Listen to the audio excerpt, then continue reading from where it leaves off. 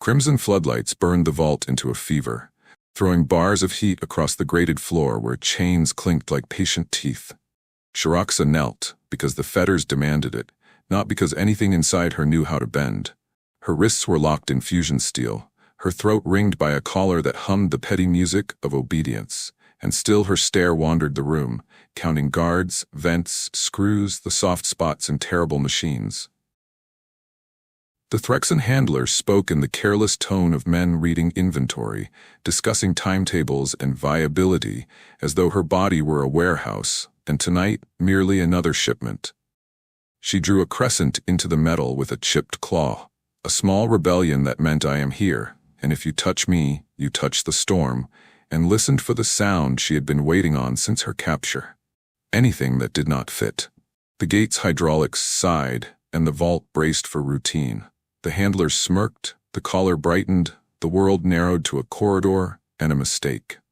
A human stepped through instead of a monster. Armor scored by old fires, visor up to show a face that had run out of excuses, pulse rifle steady as a verdict. And the first thing he did was remove the speaker's voice from the room with a single, polite shot that turned the closing sentence of her sentence into silence. Panic rose like bad weather. Buyers grabbed at their status with trembling hands and found it slippery. Guards lunged toward panels that loved ceremony more than speed. A whistle cut the air and died under the human's second shot.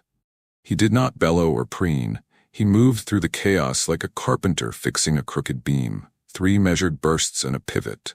A shove that sent a shock pike skittering. A boot that found a knee with unromantic precision. He dropped into the pit, and for a heartbeat, Shiraxa considered tearing his throat out anyway. Habit is a hard god, until she saw the way his eyes avoided the collar and fixed on the lock. The way his hands were already fishing a plasma blade from a thigh sheath. "I'm Kaelric Voss," he said, as if names could be ladders, as if the sound of one might teach a room to climb. The blade kissed the cuff seam, and the metal remembered it was only metal. The collar sizzled, spat, and died. The last chain fell loudly enough to change fate. Shiraxa rose without wobble, not rescued but reintroduced to herself, and the human stepped back half a pace on purpose, making room where the world had offered none. He tossed her a fallen guard's dagger, and the look that accompanied it contained no orders, only a question. "Ready." The corridor outside bloomed with sirens, red lights stuttering against steel like a guilty heartbeat. And together they moved, his rifle writing disciplined punctuation into the noise, her blade sketching quick revisions in the margins of men who thought uniforms were armor enough. A handler lunged with a shock pike, triumphant in the way cowards are before gravity intervenes. Kaelric turned the lunge with his forearm and put him down, quick and merciless, while Shiraxa looped a length of her severed chain around another throat and yanked him into the dark where the cameras forgot to look. "Why are you here?" she asked between breaths. She needed the information, not the comfort, and he answered without drama that a raiding trail had led him past orders and into this pit, and once he saw what it was, there was nothing else to do. The explanation landed with the clean weight of a tool placed back where it belongs. They hit a security door. Shiraxa's claws worried the panel, Kaelric's fist persuaded it, and the slab surrendered into a maintenance spine that smelled of coolant and lies. The spine fought them with architecture. Ladders ended where sense began. Catwalks dared them to trust rust. A fan the size of a tribunal tried to turn their bodies into minutes, and Kaelric jammed it with a pry bar, while Shiraxa slid through the narrow, knife-bright gap like a promise being kept. Footsteps gathered on the level above, too many for elegance. He flung a stun disc into the landing and counted, calm as a metronome, until the thrumming burst dropped half the pursuers to their knees. She did not waste the advantage. A leap, a strike, a hissed oath in her war tongue that might have been a blessing or a curse, depending on who survived to remember it. They burst into the intake gallery and air hit them with the shock of an honest answer. Across the grating, a hapless supervisor reached for the failsafe and discovered that fear makes hands clumsy, discovered also that Shiraxa's dagger does not. "You led a rebellion," Kaelric said, while he stacked crates into a barricade that looked temporary and felt inevitable, and she replied that she led a beginning, and the Threxan lords were poorly educated about endings. They made the yard by inventing a path. A forklift became a shield, a stack of scrap became a ramp, a maintenance skiff that should not have flown became a future with the right curses applied in the right order. Calric vaulted into the pilot's chair and hauled a reluctant engine into partnership, while Syraxa braced herself at the hatch with a scavenged carbine that had opinions about recoil. Searchlights combed the yard like officious fingers, and she broke 2 bulbs before they learned to grope elsewhere. A gunship dipped its nose, smug with altitude. Kilric jinked under a gantry so narrow even the skiff winced, and the gunship, proud and unwieldy, overshot into a crane that did not care about pedigrees. Fire found fuel and flirted with catastrophe. The skiff clawed upward through heat that tasted like old verdicts burning. Syraxa watched the vault shrink to a red mouth, chewing its own tongue, and decided, cleanly, that her rage would be put to better work alive. When the stars finally took them, the chase still howled on the horizon, but breath came easier in the cockpit, where the only sounds were engine hum and 2 heartbeats learning each other's cadence.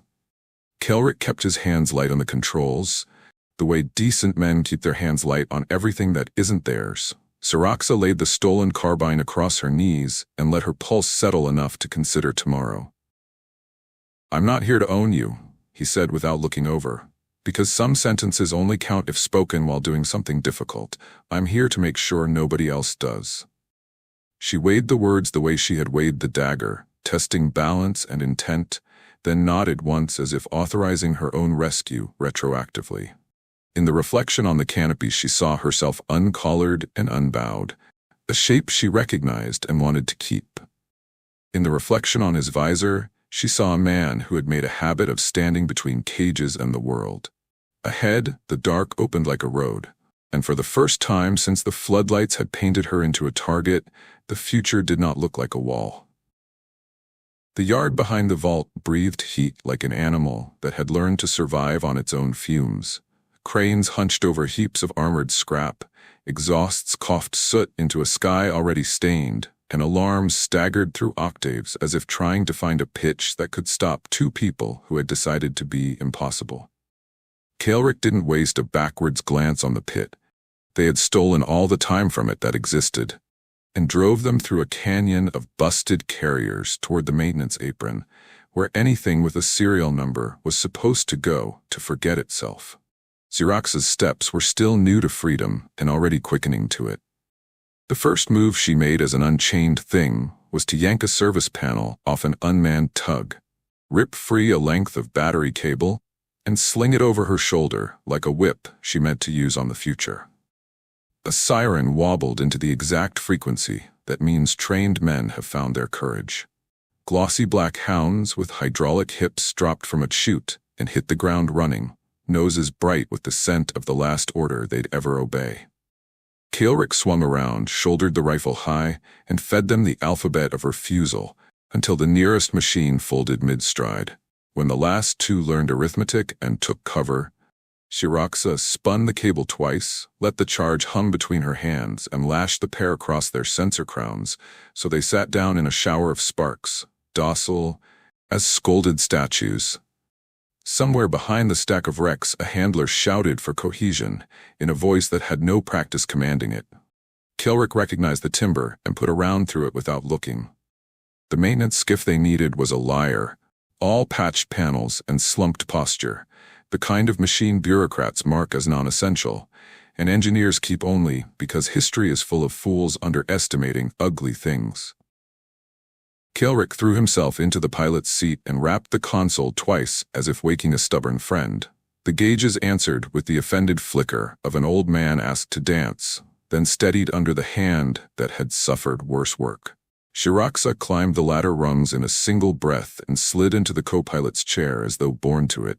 When the harness kissed her collarbone, she flinched, then bared her teeth, then buckled the straps with deliberation so obvious it was a manifesto. The skiff's ignition failed on the first try because machines are pedants. Calric leaned beneath the dash, bridged 2 protesting leads with the back of a knife, and the engine remembered how to be loyal. Heat poured from the vault mouth in a red slab as a gunship shouldered the air above the yard, its belly doors yawning with the bland hunger of men who mistake capacity for authority. Shiraxa glanced through the canopy, calculated the angles with eyes that had once plotted uprisings in tunnels with chalk and whispers, and said to the man at the controls, in a tone that had already decided what the outcome would feel like, "Climb when I tell you. Until then, make their pilot believe we are a slow thing." They slid the skiff along a conveyor chute so tight the paint squealed, trailed a string of sparks that looked like handwriting, then dropped low across a line of diesel tanks that protested the indignity with metallic groans. The gunship swooped, confident, and found itself over open heat. Shiraxa toggled the aux panel and disgorged a coil of scrap shavings Kael'ric had jammed into an empty flare canister on a hunch, which the gunship obligingly swallowed as chaff that wasn't, and a heartbeat later, its fire control thought the yard was everywhere at once. "Now," she breathed, and Kael'ric hauled the skiff into a climb that was less assent than refusal, engine teeth grinding into the sky until the altimeter forgot its manners. Something clipped their starboard wing, an angry drone or a piece of the past, and the hull shuddered so hard a seam in the overhead split like fabric. Shiraxa reached up without looking and braced the panel with her palm to keep it from smacking him across the face as he threaded them between the crane booms. When the gunship finally found sense, it also found a gantry. Steel met ego, sparks flowered, and the machine that had expected to write the ending provided the punctuation for someone else's sentence. They broke atmosphere on a column of groans and prayer and shot into a night too thin to carry the vault's smell. Below them, the planet hunched, embarrassed by its own complicity, while ahead, the stars kept their disinterested vigil. Kael'ric's hands, which had been steady through gunfire, trembled when the hard part was supposed to be over. He eased the throttle back and let the skiff admit its pains one at a time. Hydraulics foul, cooling loop leaky, one thruster sulking. Shiraxa, breathing in pieces that finally connected, studied the board with him until she could translate its clumsy Terran symbols into warnings she knew how to remedy, then slid out of her seat and into the crawl space with a wrench between her teeth, because a rebellion that does not learn to turn bolts stays poetry. She cussed the fittings in her own language when they bit her knuckles, and laughed at herself when the cussing helped, and Kael'ric told the overhead to hold together like a teacher coaxing the last correctness from a stubborn student. The skiff drifted into the shadow of a mining ring abandoned mid-ambition. Kael'ric killed the transponder and let the wreckage hide them, like a city hides an honest man, while Shiraxa emerged with grease on her cheek and the look of someone who has negotiated fair treatment from an engine. Only when the quiet stopped threatening to crack did conversation dare enter.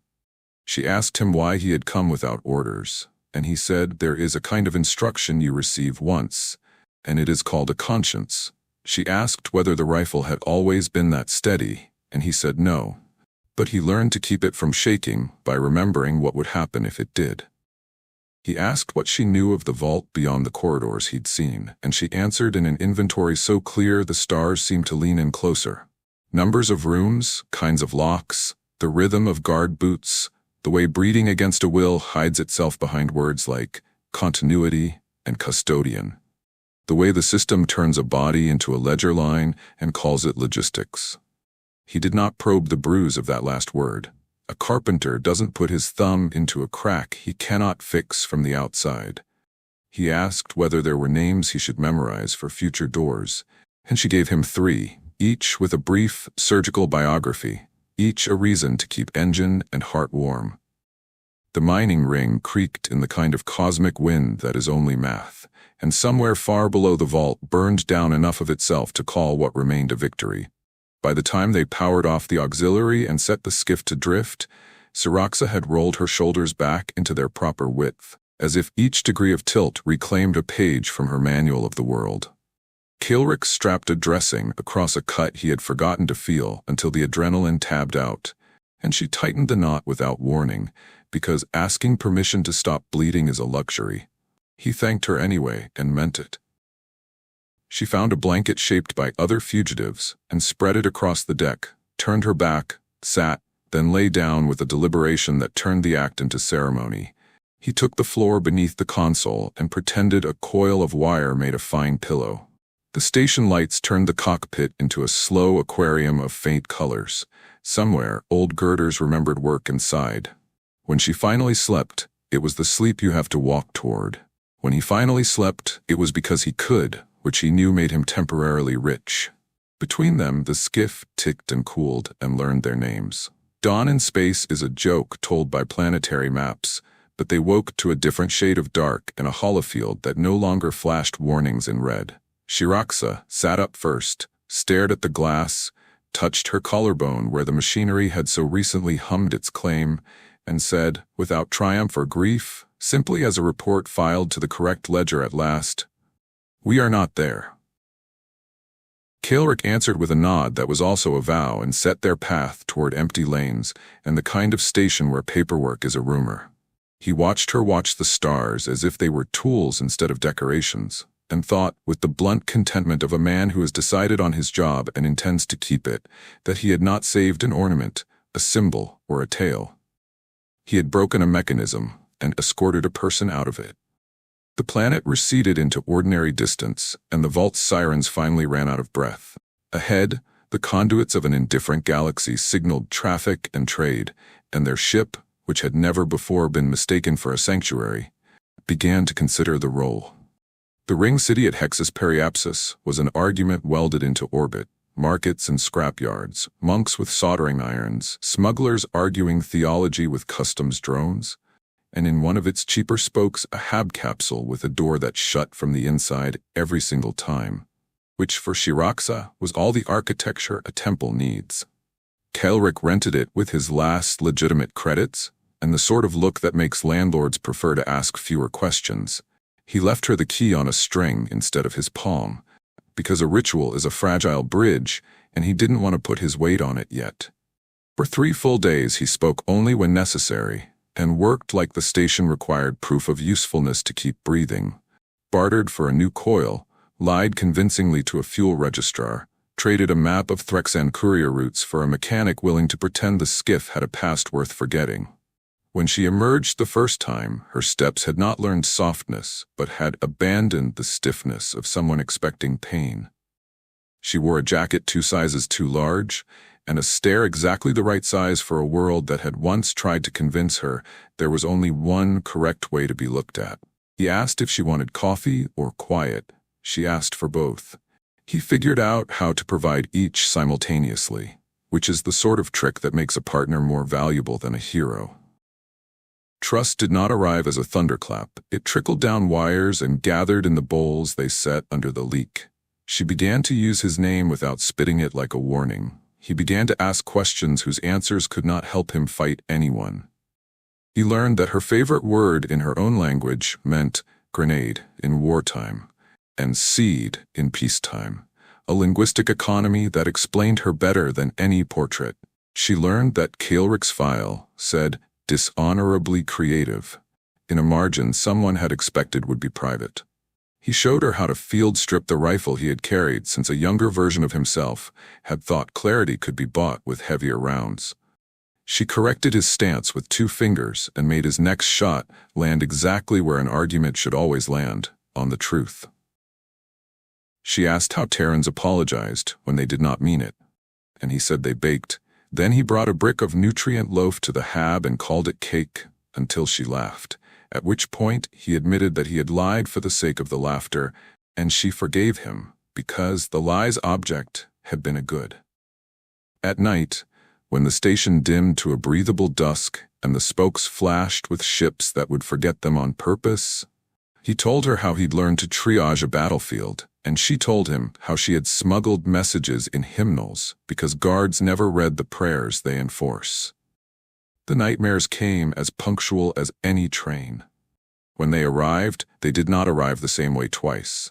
Sometimes she woke standing, fists clenched, body braced to turn the room into a tool. Sometimes she woke already speaking a warning to women who were not present, telling them which pipes hid cameras and which lights lied. Once she refused to wake at all until the wall remembered it was a wall and not an obsidian mouth. Kaelric did not turn the light on if she hadn't first. He said her name in 3 different tones until one of them fit the moment. He counted breaths aloud with his head against the door from the hall side, because he had learned the hard way that not entering is also a kind of entering if you do it right. She teased him in the mornings for his careful language, and then, when the teasing had metabolized the shame, told him why certain words could not be said, in certain orders, without unlocking pain best left in its crate. He wrote the list on a scrap of paneling and hung it by the air cycler. Not as a rule sheet, but as the beginning of a new dialect they could share. The first time he woke shouting, a childhood memory misfiled and weaponized by sleep, she sat on the floor outside his capsule until he opened the hatch, then passed him a cup of water and a shrug that said the day would arrive anyway. Routine invented them.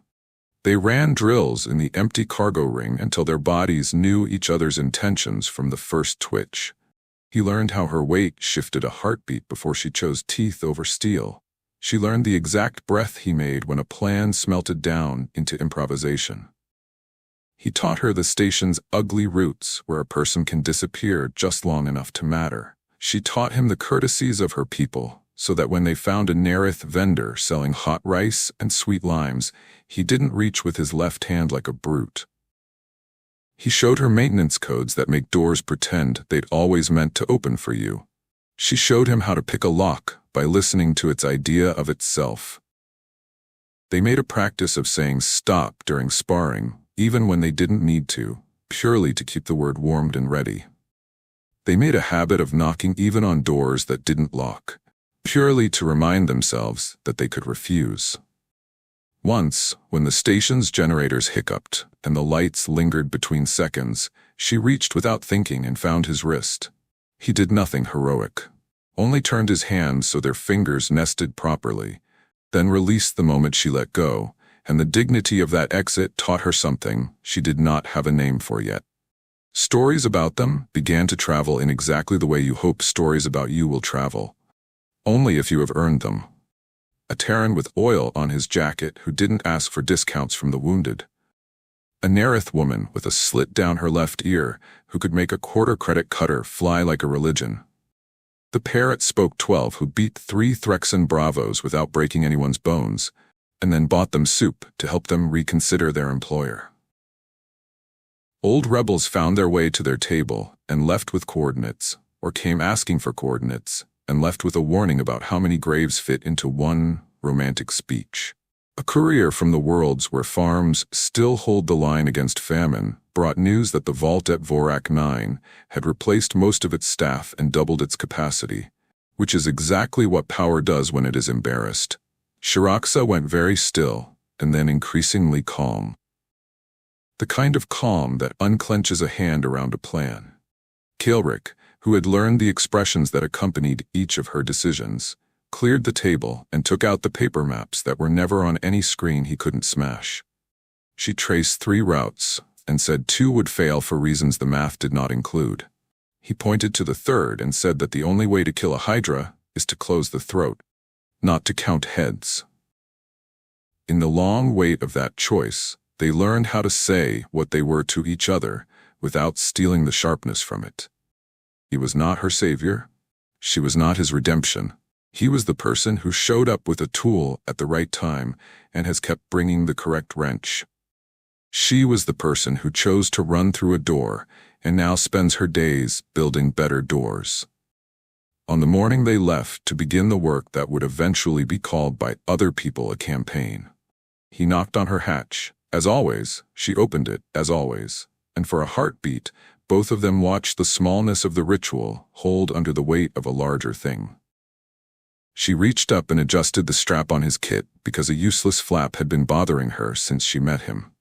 He reached over and straightened her collar because its angle was a lie about the size of her neck. They walked to the skiff with the careful confidence of people who have done what they're about to do many times in their heads, and mean to keep doing it until their hands stop being steady. When the clamps released and the ring city slid away like a coin tossed back to a fountain, he handed her the pilot's chair without comment and sat where the second, humbler set of controls waited. She put her hands on the yoke and breathed once, slowly, like a swimmer deciding where to break the surface. The engines gave them what they were owed. The station's shadow let them pass without suspicion. Far below, the vault that had once named her a number whirred and ticked, making its little ledgers, believing, like all machines of its kind, that it could not be unmade by a girl who had taught herself to be made of choices instead of orders. Kelrick watched the vectors settle and let the quiet hold, even though he had a dozen good lines and a half-dozen jokes that would have earned at least a snort. Syraxa tightened her harness and looked straight into the part of space where the first ambush would pretend to be luck. When she finally spoke, it was not a threat or a promise, but a scheduling note, which in certain mouths is the same thing. They would arrive by night, they would leave by morning, and between the two, the world would acquire a new hinge. The first sign that the Threxan Deathbringers were close was not the ping of a scanner, but the way the station gossip went quiet around Hexus Periapsis, as if conversation itself had flinched.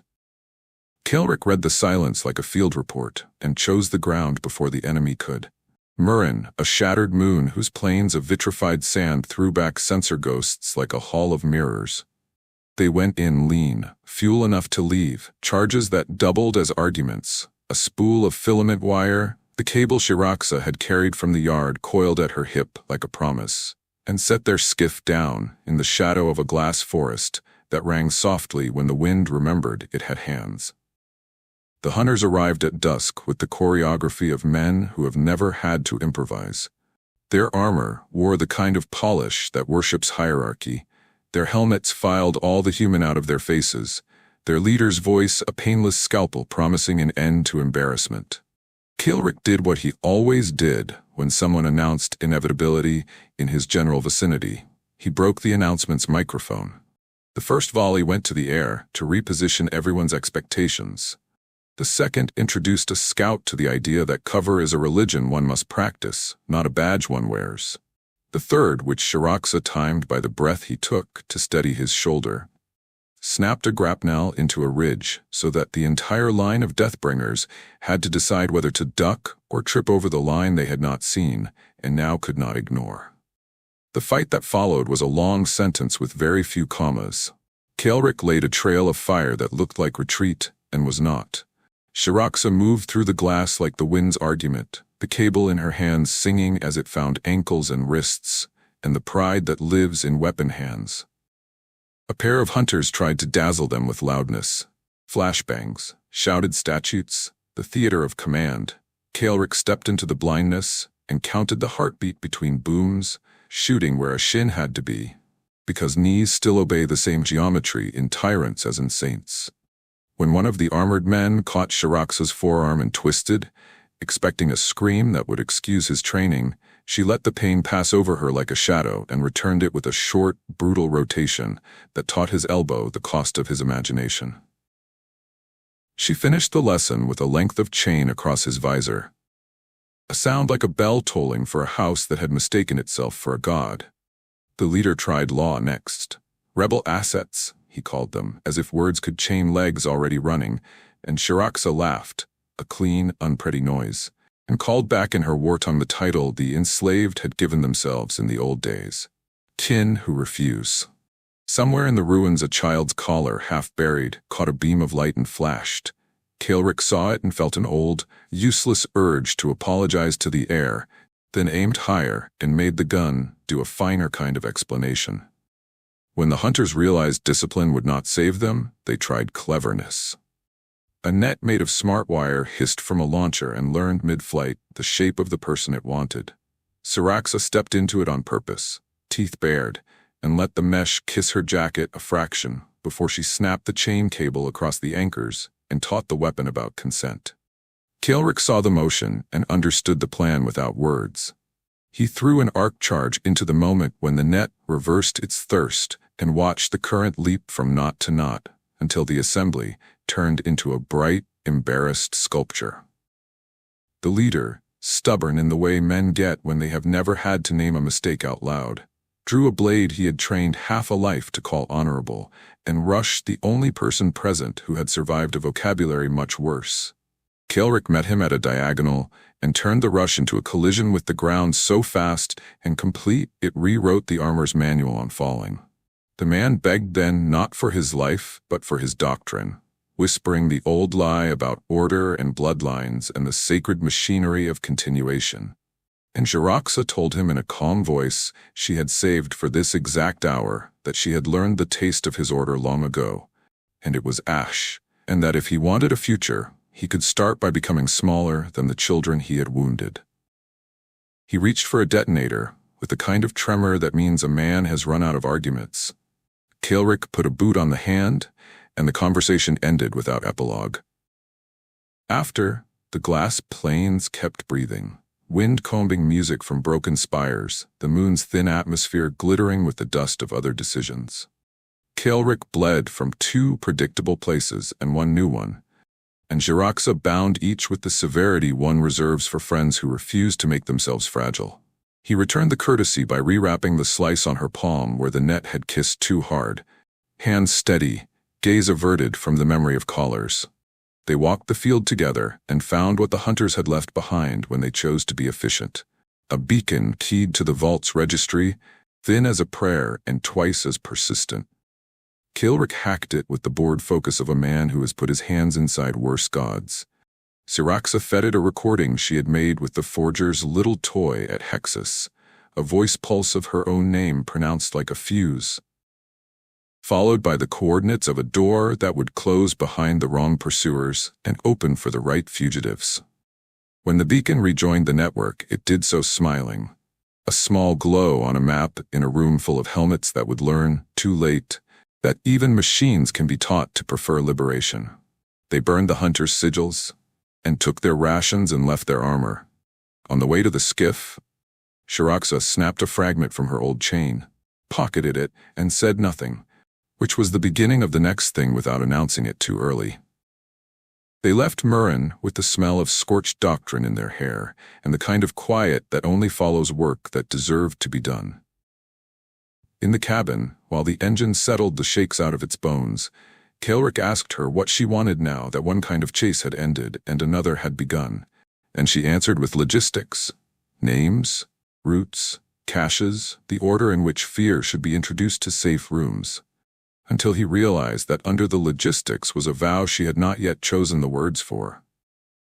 He grinned at the realization and let his head knock gently against the bulkhead in a gesture that meant relief without asking to be celebrated. She reached out and thumped the same spot, which in some languages qualifies as affection. The skiff crossed a seam in space where static crackled like fry oil and then cleared. Hexus flickered into their nav like a lighthouse that mined its own light. By the time they docked, Kaelric's arm had stiffened, her jaw had stopped shaking, and the idea that had been a fragment of chain in a pocket had become a shape in both their minds, with weight enough to survive gravity. The place they chose for the vow was not a temple, and therefore qualified as holy, an old ore ring out past the tariff beacons, where the air smelled faintly of rust and cardamom, because the kitchen 2 modules overran on generosity and spice, where the floor panels clicked in a rhythm that kept time for people who needed to hear their feet be real. Word had spread the way useful rumors do, quietly and on purpose. A dozen freed hands arrived with tools instead of flowers. Lights were strung from conduit like constellations that had decided to come closer, and a small crowd that refused to be an audience brought bowls of food that steam makes into a ceremony. Kaelric cleaned the grease from under his nails with a knife that had saved him twice, and then let Jaraxa take the blade because this was work he could not do honestly. She set the fragment of chain on a drone's heating plate until it glowed like a difficult truth, and hammered it flat on a length of anvil that had once been a landing strut.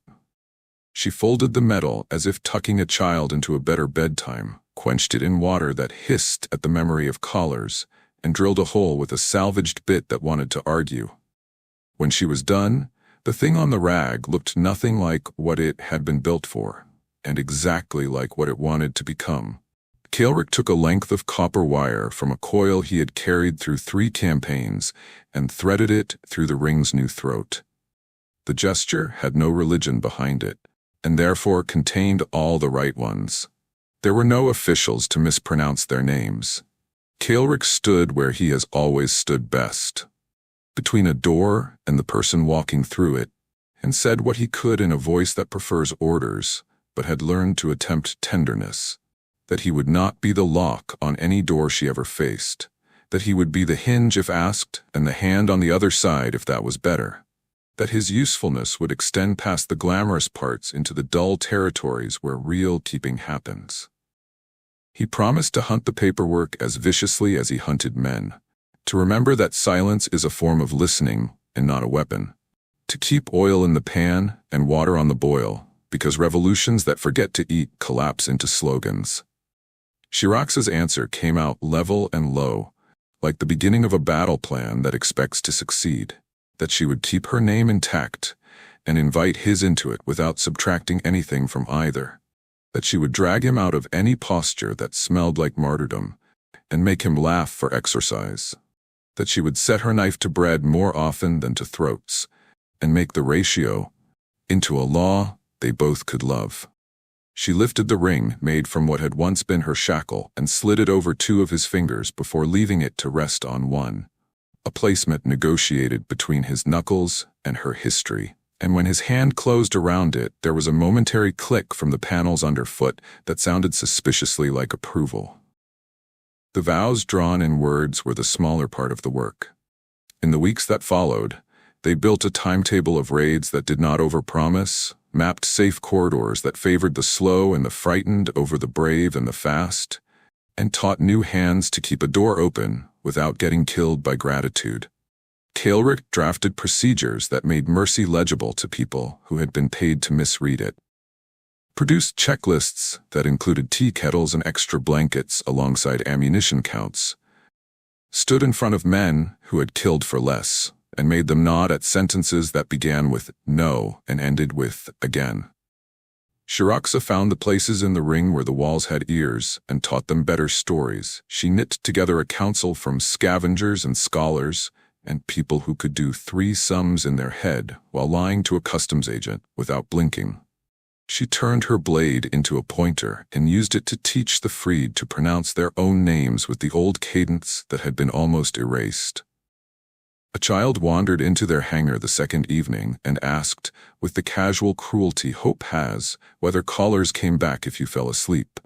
Kaelric said no, because the law was new and he was writing it, and Shiraxa sat the child down and showed her how to lock a door from the inside and laughed when the girl insisted on doing it twice, just to be sure. The Threxan lords tested the perimeter the way rain tests a roof. A tender drifted into the lane under a false registry with a hold full of tranquilizers and good intentions. Kaelric hailed it with the dry politeness of a man who has poured tea for worse lies, then vented its pride without spilling a drop of fuel.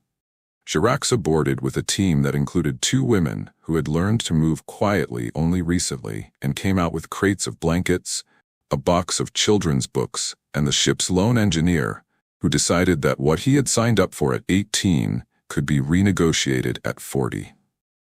On a night when the station's spin felt a fraction off, and the sky behind the portholes had that particular bruised color that means officials are thinking, a message arrived on the little beacon they had taught to misbehave.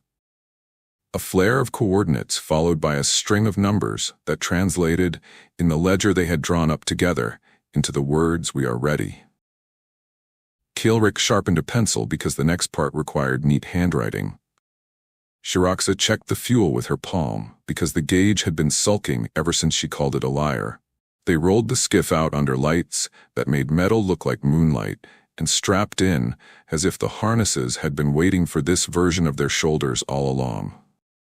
They were ready to leave when the ring's elder, a woman whose hair had decided to become silver exactly when she did, walked into the bay and asked whether there would be a ceremony to go with this departure, the way once there might have been trumpets and apparel and too many witnesses. Shiraxa looked at Kaelric, and he at her, and both of them at the door they had installed last week that closed so well it made a little kiss of sound. She said the ring was the ceremony and the departure the hymn and the work the parade. He said he had never looked good in metals anyway, and the ring in his pocket was heavy enough. The elder nodded, the kind of nod that closes a ledger without slamming it, and pressed into Shiraxa's hand a packet of seeds that had never seen ground. Only rails and thinking, and the kind of hope that tries again even when water is rationed. Plant these when you have a place that will keep them, she said. Or keep them until someplace deserves them.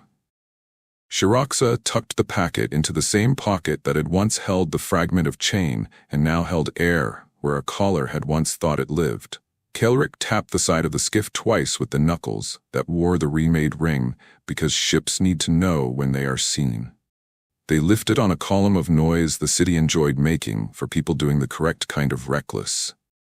Hexus fell behind like an idea you intend to return to, not a place you meant to escape. The lanes ahead lit with traffic and danger, and the little icons on the nav that meant history was asking whether it could be rewritten respectfully this time. Shiraxa flew as if the sky had been designed with her hands in mind. Kelric ran numbers and checked maps, ended when he had nothing else to do for 12 seconds, rested his palm against the console as if blessing it or asking it to keep his secrets. Somewhere under them, a vault added 2 columns and subtracted 3 and called the deficit unfortunate. Somewhere ahead, a door that had once been sealed decided to see how it felt to be useful. Somewhere in the middle, a child told another child that if you dream of callers, you can wake up and your friend will be there with a key. Commander, Kelric said, because the title had become accurate, and saying it aloud trained other people's ears, and Shiraxa answered, I, because a word can be both history and horizon. The skiff reached the lane, found its mark, and went, writing a thin, bright line across the dark that said, with the modesty of real miracles, that bodies are not ledgers and doors are better as verbs.